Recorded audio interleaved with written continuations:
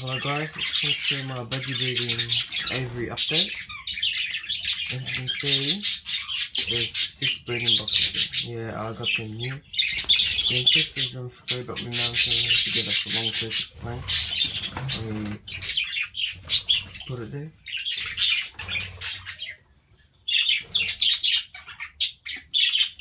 And something else I got new is a pair of budgies. These two here.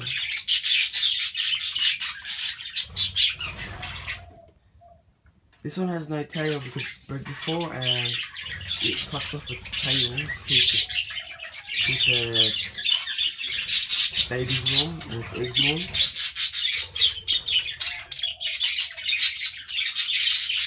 But other than that, everything else is the same. And I think I might have some eggs soon. Here you go.